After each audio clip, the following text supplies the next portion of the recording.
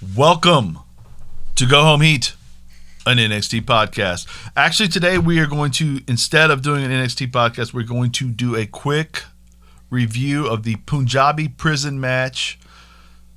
As a gimmick match in general. Just in general? I thought we'd just do specifically the Batista jump. Oh. The only good spot ever in a... The Great Khali is wrestling. And Wait, he's what? Okay, the Great Khali is in the ring, and then he is outside of the ring and climbing to get to the other area. Wrestling is doing some legwork there. And Batista jumps from one set of bamboo to the other set of bamboo. Without getting That was awesome.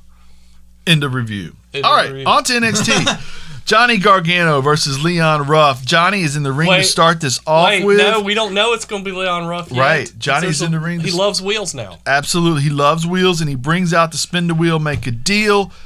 He does know that he's never defended a title in this company, and he doesn't believe for 1 second this is an issue because he is going to wrestle any comers. He has a list of possible opponents. All these great opponents on here, and then Leon Ruff written in paper. Yes, and somehow it winds up landing on Leon Ruff. Weirdly, it kind of went back and forth, Kevin. You see how that was strange. Almost as if it's supposed to go on Leon. The fates were at play. Yeah. Okay, so we have a North American title match, and of course it opens with a Veterans Day video, which we appreciated. Then we get the match. Johnny is he's really good, and he sells for Leon here, and he does play the mean heel, and all of this is pretty. Leon is really athletic. He is, isn't he, though? Yeah, and I thought this was much better than I thought it could be. Now, it winds up outside of the ring where there's a spot where Johnny is face-to-face with Priest. Who's behind the plexiglass, and Johnny's like...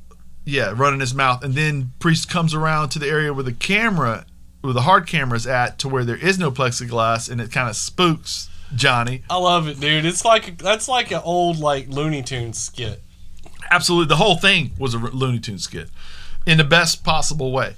Now, Ruff winds up getting a crucifix in an unbelievable... Crucifix bomb, yeah. On an unbelievable pin here, and Johnny is beside himself. Irate. With anger, and Priest is beside himself with laughter. He's dying. Ruff can't believe what happened. He's crawling up the ring. I mean, he looks so surprised. It's almost as if they told him mid-match he was going to go over. Yeah. He was so, the way he sold that. Now, he gets to the top of the ring apron, the ring ramp, and Priest comes over to...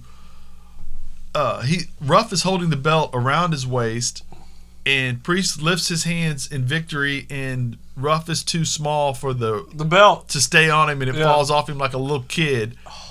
It was perfect. Everything about it was perfect. And he kind of walks to the back trying to hold the belt up. And Priest gives him his SUV because... No, Black Charger. Yeah. Priest says, look, this is great, and I'm happy for you, but Johnny, when he gets back here, is going to kick your ass. You better get out of here. Yeah. And he lets him borrow his car to run away, and Johnny is looking to beat him up. Gets backstage, can't find him. Yelling at everybody. Yeah, it's unfair. Trying to blame William Regal for the whole thing. Damian Priest is like, it's your fault, you idiot. Yeah, this was your idea. You literally rigged the whole competition. Yes. Oh, I liked it. Now we get Santos Escobar next with Jake Atlas versus Jake Atlas. There was fisticuffs in the parking lot, evidently. Or pipe to cuffs. Pipe to cuffs. He's waiting for them with a pipe. He attacks Joaquin Wilde. Here's my thing. If you're going to attack with a deadly weapon, he was sitting in his SUV. Why didn't you just hit him with this SUV? He could have got 3 for the price of 1 with that. He could have. And so Santos winds up challenging him to a fight instead of jumping him 2-on-1, which would have been probably more sensible. Uh-huh.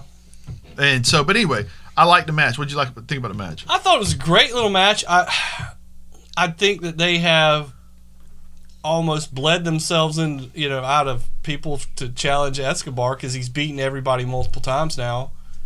I mean, there's not any, as far as the guys they're letting wrestle him, he's beaten everybody. Atlas, I think, has a really high ceiling. I think that guy could be. He does. I think he could be really good. And the one thing about this is the NXT is the conduit for the cruiserweight title, right? Mhm. You wrestle for that title on the so they could, in theory, bring anybody to the cruiserweight division and then slip them into NXT and wrestle Escobar. So they could take Dom if they wanted. Yeah. They could, who I believe would fit the weight class. He's an X Division champ. Yeah. He'd be the tallest X Division champ. Yes, but not the heaviest. That Not would the be heaviest. Joe Yes. or Willie Mack. Okay, but moving along, I did think it was interesting. The close-up when Escobar wins wasn't the I'm a heel and I'm the guy look. It was that was really hard for me to win, and that guy's a lot better than That I gave him credit for. and I might not want to do this again. Yeah. Almost like he was intimidated by the amount of effort it took. Yes. So I like that little twist to it there. Now, Loomis is painting backstage, which is a setup, or drawing backstage, which is a setup for something that'll happen in a little bit. Shotzi gives a good promo here about the tank and what it means to her on Veterans Day, and the Poison Pixie ran it over, and I have family in the military and all that. Again, this is one of those kind of a Reed Richards stretch, but Yeah. it is what it was. Now, Raquel Gonzalez versus Zia Lee, which does not actually happen because Mr. Boa comes out and tells us that this match is not going to take place. Because Zia isn't here. And Raquel Gonzalez beats the stew. Oh, gosh. She destroyed Boa. I thought she looked great here. Yeah. I thought this was a neat way of putting her over by having her beat a guy up. Because Boa's a big guy. He's tall. And so I thought this was great. Now, an elder comes down afterwards. They have this weird little graphic with a white dragon going around, and then this older guy comes out looking like a triad boss, and hands him a letter and puts a mark on the back of his hand. It had that feel. Feels like Chinese mafia stuff to me. Right. Is that where we're going? I think so. Do we have to? I don't know. Are you okay with that? I'm okay with it. It's cool. I mean, we've done every other kind of weird, Mafioso. Yeah. I mean, Escobar is somewhat of a mafioso. Yeah, that's a cold cartel kind of a feel to it. I mean, let's not even mention what Imperium is. Correct. Okay. And we like them. They're good wrestlers. They're good wrestlers. Yeah, right. So, and they're heels, so I guess. If they're the ones coming up with it, I'm fine with it. If it's, If it's Road Dogg trying to figure out what how to book, how to come up with things that look like Chinese culture and stuff, I'm going to have a problem with that because it's going to look... It might... I don't trust his... knowledge of other cultures outside of the Florida area. Moving right along. Candice LeRae versus Toni Storm. We get a good match here. Candice cheats with the foot on the top rope. Storm attacks. She's doing really well. The ghost face. The Scream. Yeah. The girl with the Scream mask, we don't know that's a girl yet, helps, attacks. I knew. And it winds up being who we all thought it would be, which is Indy Hartwell. Shotzi comes out and try to make the save at some point. And she doesn't wind up. No. That's an odd twist, right? Yeah. You always make the save when you come in to help. Yeah. Indy Hartwell being the person here. What'd you think about that? I knew who it was, so it was, Right. Did Storm feel like... I don't know about you, but I'm liking Storm better as a wrestler. And it could be who she's in there with. Yeah. You made an interesting Also, point. yes, what I said was that over in NXT UK, a lot of those wrestlers haven't really wrestled in Japan a lot. And Toni Storm, she was brought up in Stardom, and she does tend to fuse Japanese strong style and her own type of weird Australian type of strong style. Yeah. And that stuff, and I doubt that the people over in NXT UK really mesh with that well, since they're more of a mat-based grappling thing. But I'm almost 100% sure Candice has most definitely wrestled in Japan before. Oh yeah, and wrestled a lot of people who wrestled in Japan. Right. Absolutely. Yeah, that's a good point. I think that she will mesh with Toni better than. Shotzi and her had a good match as well, and Ia's going to have a good match with everybody. With a broom. Right, correct. Dexter Lumis and Timothy Thatcher winds up happening due to Thatcher, the fact that. Go ahead. Tell us what happened backstage. Thatcher jumped his former one-time protege Archer. Is it Archer? I don't know his name. Armstrong? Can't be Armstrong.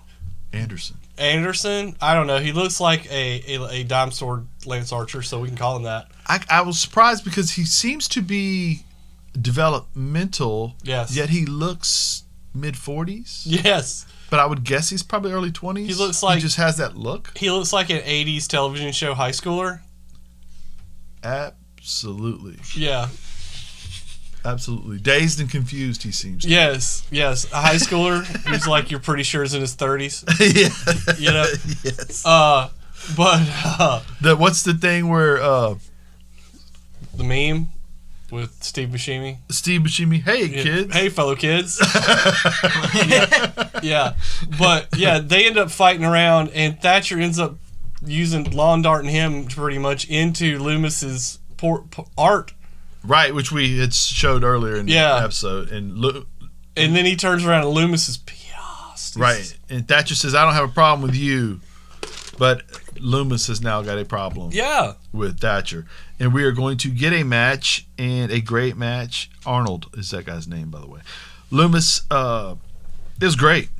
That is great. Mat wrestling, two guys, big. Thatcher is a phenom. Just so much better than just everybody. Yeah, he's just great. Everything he does and Loomis, for his style. Yeah. Loomis, too. You know? Yeah. I said to him, we were watching, and I felt bad about it. We were watching NXT UK last night, and a guy does a swanton, and I'm like, man, I'm starting to feel bad for guys that do swantons because when a guy like Loomis does it, or there's several really large guys that do that now. When a normal sized person does like almost everyone except for Jeff Hardy. Yeah. And the reason why Jeff's is cool though is because he concaves his back the wrong way. And also, he's been doing it for well over 20 years, probably 25. Yeah, it's his move, right? Yeah. Like that, he did it. He does it off of ladders. Or at least he brought it to the main stage. Steps. Right, but when Loomis does it, it has that same kind of feel, tremendous impact feel. When he snaps over too, he makes it look sharp. Correct for a large guy, and Loomis is. I remember Kevin Nash was talking about how he leapfrogged the guy, in WCW, and Scott Hall said to him, or maybe he was Diesel at that point, and he got backstage after the match, and Scott Hall said, "You're 7 foot, dude. That's not where your money is. You don't avoid people. You're 7 foot."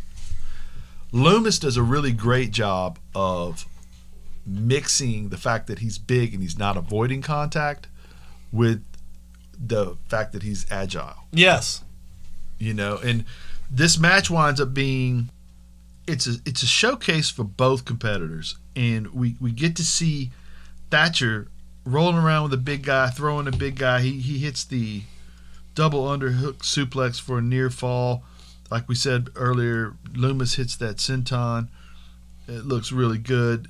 And then Grimes winds up interfering, and Thatcher winds up getting the pin due to the distraction there. Well, actually, Thatcher winds up running into Grimes on the interference, and it kind of winds up being a bit of a schmozz area, and then Thatcher winds up getting the win. Now, I was surprised Thatcher won because I think the company is behind Loomis a lot. I understood the weirdness of having Grimes interfere, and I do get that. The one thing about this episode, to me, was that it was very much a continuation of Halloween Havoc. Yes. You know what I mean? Complete with the lady with the scream mask, and this was a continuation of Grimes. They're not going to end that feud just yet, because Grimes finally figured out a way to defeat Dexter Loomis. Right. By putting a bag on his head, so he can't look at you. That was post-match. Yeah. Correct. Look at me now, I believe he yelled at him. Which he couldn't because he had a bag on his head. Ha-ha! Ha-ha.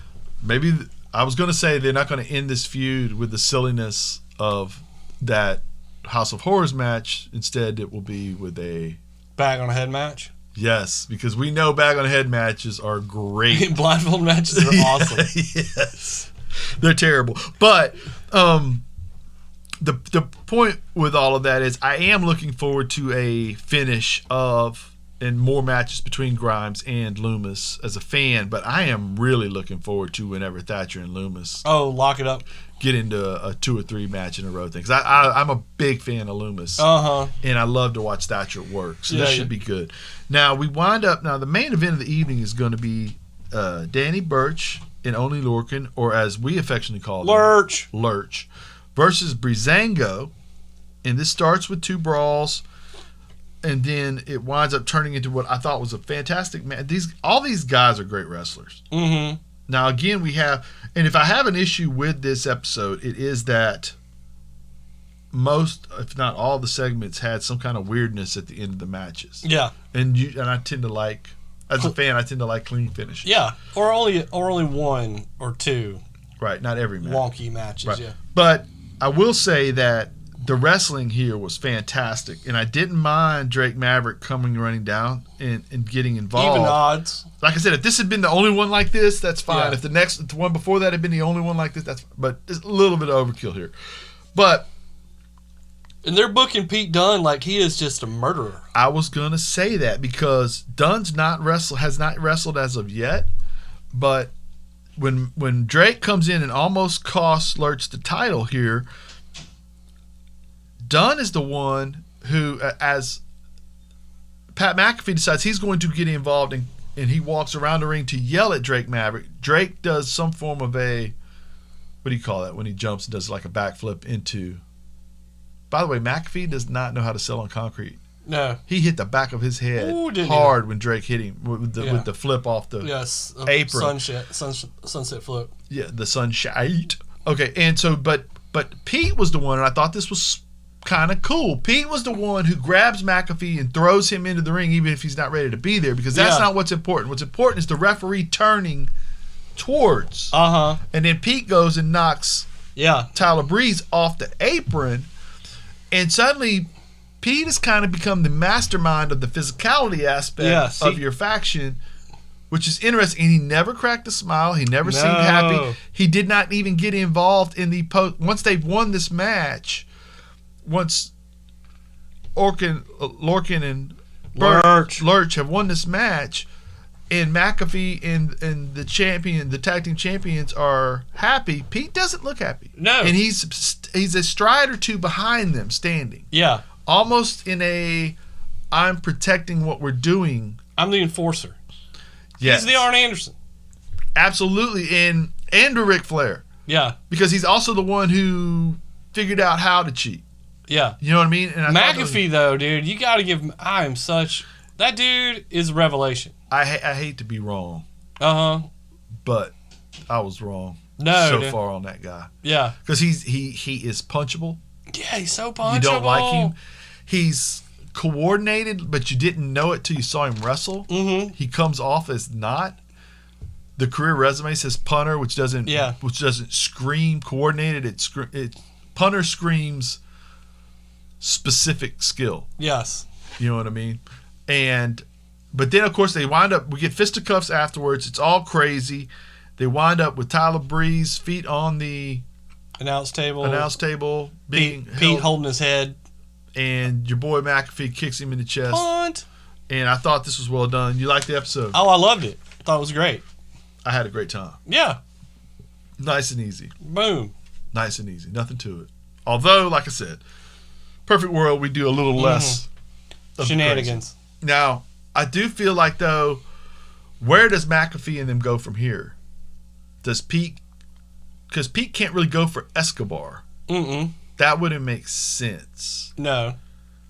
So, does Pete wind up going for Finn when Finn comes back? Could be. Or does he go for Leon Ruff? Or does he go, Oh, he could take the belt. A Pete